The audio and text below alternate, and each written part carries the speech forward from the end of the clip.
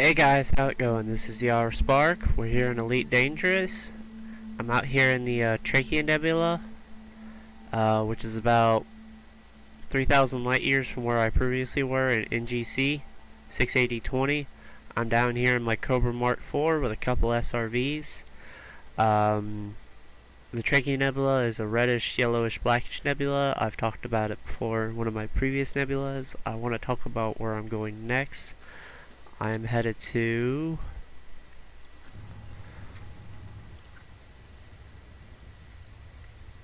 Praia Haipu AA-A H60. It's about 4,000 plus light years away, so it's going to be a very long journey and one that's going to be very difficult, but hopefully I have the time to be able to get there on time, and hopefully I can show it to you all. But I should, as I said, I'm doing this in my Cobra Mark IV, which is a very excellent ship for exploring. It does the job well, and it's done me very well, and I've had no complaints out of it. It's also a multi-purpose ship, so it really can kind of do anything though that you really want, and that's what's nice about the Cobra series. Hopefully eventually they'll make a Cobra 5 that's like dedicated for exploring, because that'd actually be kind of cool, and I'd actually probably get it and stuff, but we only can tell what Frontier is gonna do, but oh well. But until then, when I get to the Praia Nebula, I will be showing videos and hopefully a song in between here in my outro. So let's hope it goes well and everything goes smoothly. And until then, I will catch you when I get to the outro. See ya.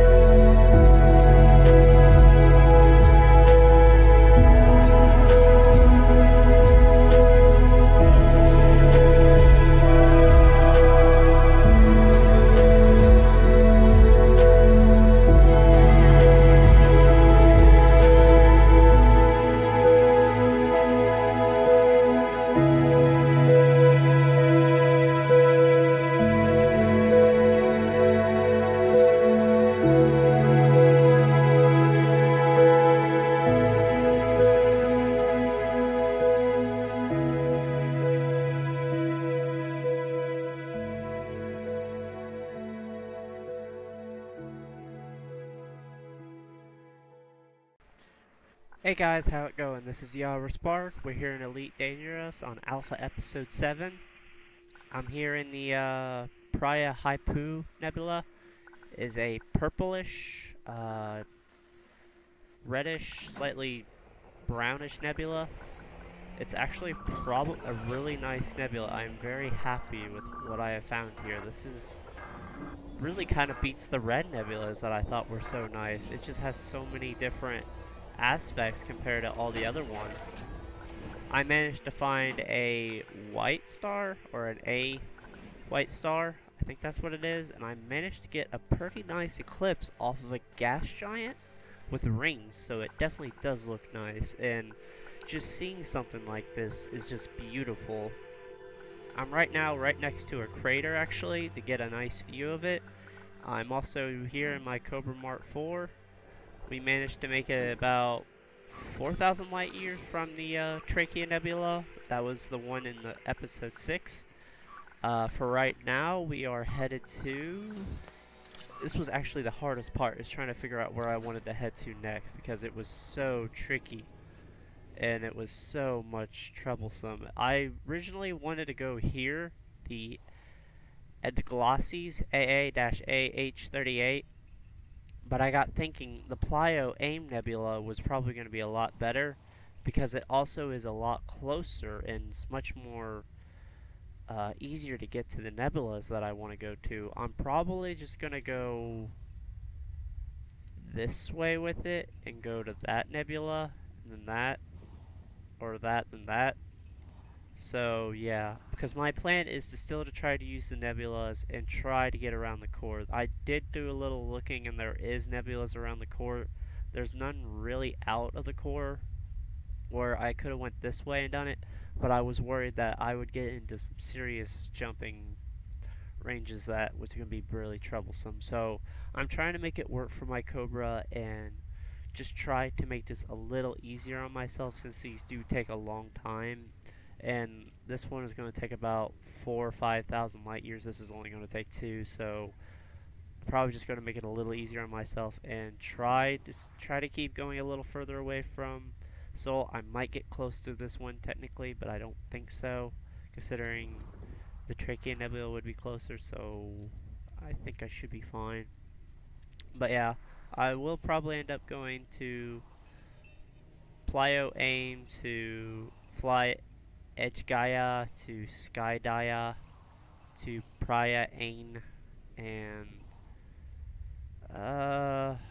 probably go to the Perufo, and we'll just have to see when we get to there and not in those later episodes. But for the most part, it's been pretty good. Let's see how far we are from Sol.